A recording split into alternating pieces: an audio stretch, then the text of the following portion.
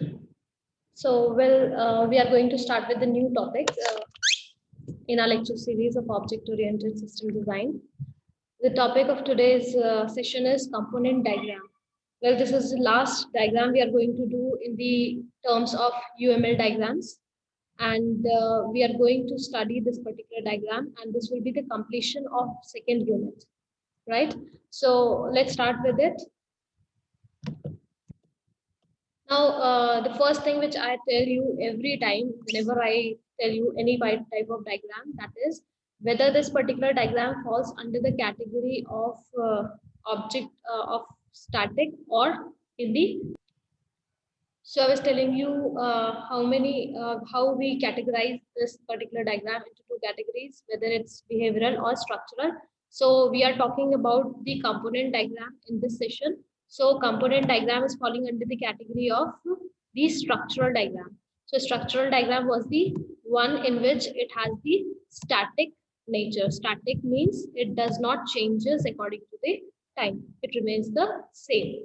Now, first of all, we are going to understand what are the basic components of the component diagram. Firstly, when I say component represents a modular part of a system. That means we are talking about a small part of the system that is independent of any other module, right? Now, what does this do? It encapsulates its contents. We have a different version of UML. That means we have UML version 1, and this we have UML version 2. In UML version 2, we have increased the number of diagrams and the chart.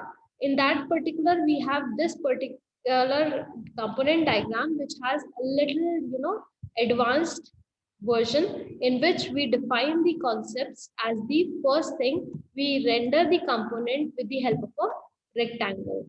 So we define the component name, we define the component icon, and we define the stereotype text, right? So how do we define this component? We define it graphically with the help of a rectangular box.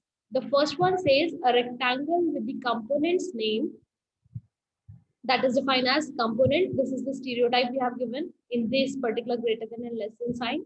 And we are defining the name of the component as order. So this is one component. The second type, the second defining is, this is how we render it, a rectangle with the component icon. That means a rectangle with the component icon defines this is a icon for the component diagram. We are going to use as in the rectangular box, and this is the name of the component, that is the order. Now second one is a rectangle with the stereotype text and the icon. That means we are defining both the stereotype text and the icon. So how do we define it? That means it is the combination of the both.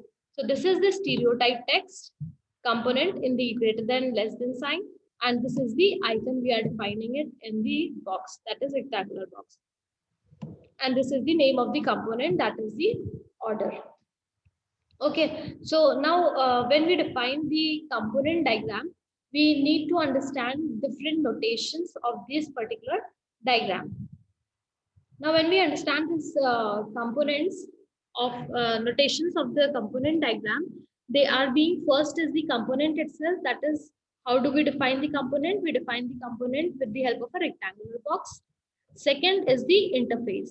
Now, what is the interface? Interface is defining as the interaction between the two components, right? And they are being categorized into two types of interfaces. The first interface is called as the provided interface, and second one is called as the required interface. So we are using two different types of symbols in this. One is termed as the provided interface symbol, and second one as the required interface symbol. Now, what is the difference between the two particular types of interface? Let's understand this. Provided interface symbols with a complete circle at their end represent an interface that the component provides. This lollipop symbol is shorthand for a realization relationship of an interface classifier. That means how do we define it? How do we render it graphically? We render it with a circular box with a this particular sign. So this particular sign defines the provided. This is the provided. Okay. When we talk about required interface symbol defines in this way: half circle and then the full circle. So this part, when we have this particular two parts, so this is the provided part. That means the component which is providing the interface, and this is the one which is attaching towards the half circular box is the one which is requiring the interface. Now what does this require interface and provided interface means? That the provided interface, the component which is having the provided interface, that means that is going to provide certain information, or it is going to use certain information from this particular component, and it is required by the component which is attached to the required interface. Let's understand with the help of this diagram. See, required interface and provided interface, this is a component, this is one component, and this is another component. Now in this we have an interface which is connecting these two particular components. How they are connecting, I told you, we define with the help of this particular circle and in a half circle. So this particular part which is defined with the half circle, this is called for the required information interface. So that means this component requires certain information from this component. This is the provider. This component is the provider of information, and this component is the one who is requiring certain information from the this particular component, that is the another component. So this component who is providing is called as the provided interface, this part interface, and the component which has the interface which requires certain information is defined as the required interface. Let's take an example for this. See, component diagram example, we have, let's say, order system. So in this particular order system, if we have a component as order system, and we have a customer repository means I have the complete detail of all the customers, and we have an inventory system. So let's say if I need to define the order system, and it needs certain information of a specific customer. So what I need some information from the customer repository. From this particular repository I can get certain detail of the specific customer. So that means this particular is the what is the provided interface, and this particular part is the required interface. Okay, this is the required interface and this is the provided interface. Fine. That means this is the one which is shown with the help of just a circular symbol, and this is the one which will have the half semicircle also, which is connected to this. So this component is requiring certain information from the customer repository. Similarly, we have, so the customer interface is customer lookup. The name of the interface is this, but this is the provider interface and this is the required interface. Now in this particular, you can understand now it very well that if in this, if we need to check for certain product, right, then we can access the inventory system. That means inventory system, from inventory system we can have certain information. So this information is required by order system and it will be provided by the inventory system. So this is called as the provider interface, again because it is going to provide certain information of the product, and this interface is called as the required interface. Why required interface? Because it is going to need certain information from the inventory system, right? So this is how we define the required interface and product provided interface. I hope this is clear to all. Now moving further with the other notations, we have one is called as the port. Now whenever we define port is defined with the help of a square. Okay, this square is joined or rendered as the port at the edge of the component. Now what does this port defines? It is often used to help expose a required and a provided interface of a component. That means it will tell you that this particular has some connection or has an interface with the provided and the required interface. That means it will give you a connection point for the interface. It will expose that this is the provider interface and this is the required interface. So this is kind of another way to represent the required and the provided interface. Now moving further, we have certain notations which are called as relationships. Basically, all these we have relationships are called as the link between the two components. The way how those particular two components are interacting with each other, that defines the relationship. Okay. Now we have already studied different types of relationships, and we have understood with the help of examples in different types of diagrams. So these are the same which we have already studied, but we will just have a look up on these particular. The types of relationship we are going to use here is called as association, composition, aggregation, constraint is a new one, dependency, and link. So let's see one by one how do we render these.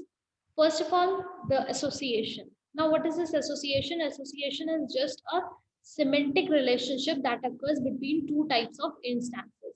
If we have two instances, let's say we have an instructor, we have a course or a student, we can say, let's say we have an instructor and we have a course. So each course will be instructed with the help of a or by the instructor. So that means there is an association point between the two. There can have multiple associations. That means there can have multiple associations. Let's say one instructor can teach multiple courses, or one course can be taught by multiple instructors. So these examples we have already seen in earlier lectures. So I'm not getting into very much detail. If you want to go through these particular relationships in detail with the help of examples, you can go back to the other use case and object diagram slides. Further, second part is called as the composition. Now composition is rendered with the help of this. This is diamond box and with the line, attached line. This is a dark diamond box shown. And what does this composite aggregation is? A strong form of aggregation that requires a part instance be included in at most one composite at a time. That means if there is a particular type of component, right, and we have a composite component, so that particular composite component should include this component, this particular composite component at any single point of time. And we have to remember, if a composite is deleted, all the parts of it, all its parts are going to be deleted with it. That means, let's take an example. If we have a database and that particular database is related to university, let's say we have a database of university, and in this database we have number of tables. We have student table,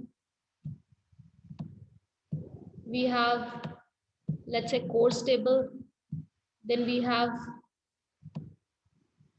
let's say, faculty table. So now I'll just say that this is forming the composition.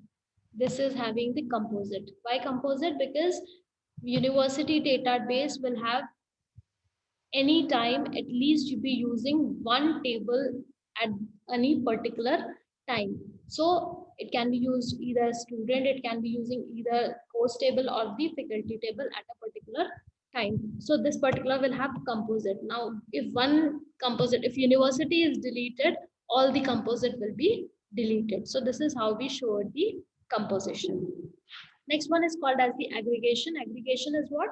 When the diamond box with the white space is linked with the link, that is the line. So this is how we render the aggregation. This particular kind of aggregation association is called as when it has the shared aggregation. That means a kind of association that has one of its end marked shared as kind of aggregation, meaning that it has a shared aggregation. We have already talked about aggregation in the earlier lectures, so please go through those. Next one is constraint. So constraints is defined as in this form. Constraint means a condition or restriction expressed in natural language text or in a machine readable language for the purpose of declaring some of the semantics of an element.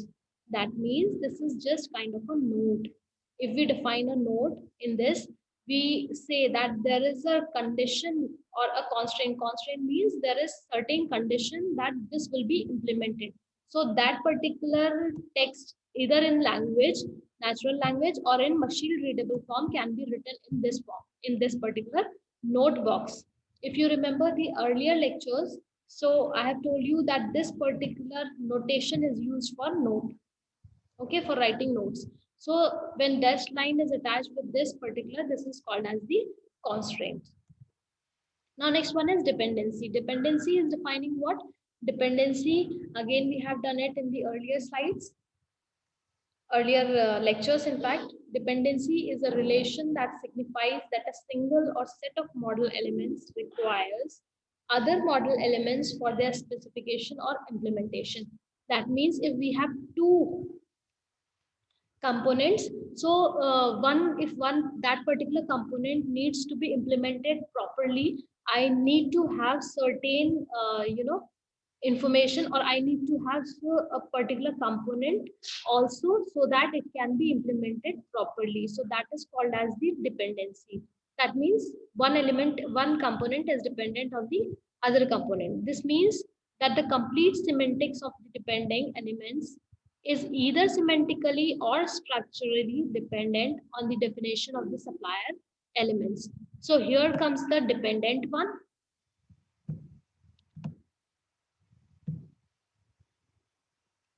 And here comes the dependent one. So this is done with the help of a dashed line, arrow sign, and a circle rendered. Links. Now, links are the general taxonomy relationship which we define as the general classifier or a more specific classifier. In this is just a arrow we are going to use with a link. Each instance of the specific classifier is also an indirect instance of the general classifier. That means it is just a type of generalization we define.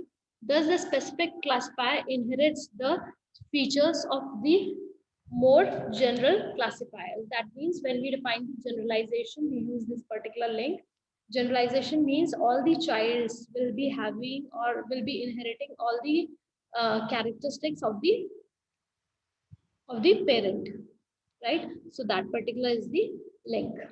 Now, when we see the component diagram at a glance, we can see that this is what? This is a component diagram. In this particular component diagram, we define it that these are the states. That means this is the provided interface. Why? Because this is what? This is the circle with the half circle. This is showing the dependency. This is showing the provided interface.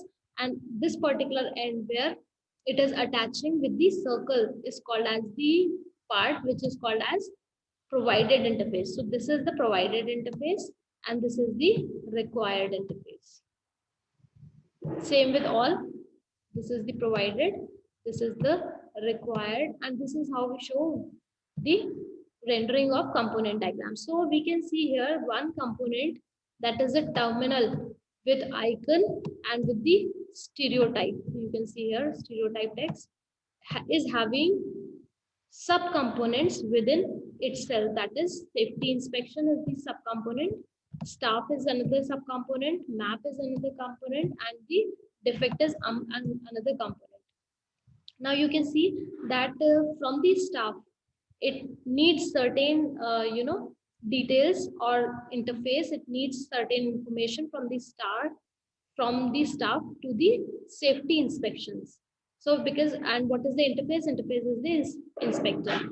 And from here, it's inspection ID, it needs the information of the inspector, that is IDs of the inspector. Right? So this is what we have defined it here. Now you can see what is this? This is the port we have already defined. So this would be just a look of the component diagram. Now I just wanted to tell you that component diagram can be used for various purposes. What are those purposes? Let's just see. Component diagrams are very important for implementation perspective. So what is the main perspective of defining the component diagrams is where the implementation takes place. So implementation perspective is the main focus of component diagram. Now, thus the implementation team of an application should have proper knowledge of the component details. So whenever drawing the component diagram, the implementation team should have the complete details and knowledge of the components. Now, component diagrams can be used. It can be used where? It can be used to model the component of a system. It can be used to model the database schema. It can be modeled to the executables of an application, and it can also model the system's source code, right? So we are just going to take an example of DIP database, right? So we will see how we are going to model the physical database. Let's identify this. First thing is we need to identify the classes. We are going to identify all the classes in our model and represent a database schema, right? So let's see, we have defined the database as the school, right? We have identified the classes. We have what classes we have? We have the classes as course, we have classes as the department, we have classes as the instructor, we have classes as the school, and we have classes as the student. So all these are classes. Now what we have done is we have selected a strategy in which these particular classes are converted into the tables. These are basically classes. We have identified classes and we have converted into the tables. So for database, we need tables. Tables will be titled with course, with department, with instructor, with school, and with student, right? Next thing is second point, to visualize, specify, construct, and document your mapping. Create a component diagram that contain components stereotyped as tables. So this is what we have done. We have stereotyped it as components. We can stereotype it as tables. And here we can define it as the database, that is school.db. And all these are what? All these are tables rendered as components. Where possible, use tools to help you transform logical design into physical design. Now, what next we are going to do? We are just going to define the link between these. We have defined the link and we had defined the composition out here. What is this? This is composition signal. This composition means what? That this is the school and these are the components, these are the composites of this particular diagram in which the school will have what? It should be like a university, right? So that it can be defined as school. Now, these are the ones which are going to have the table at any time at least once. So these are what? These are the composites. So these are the components of the this particular school database. Now, this is what? This is showing the composition which we have seen. Now, let's say if this particular school is deleted, we will have no use of all these course, department, instructor, and school student database tables.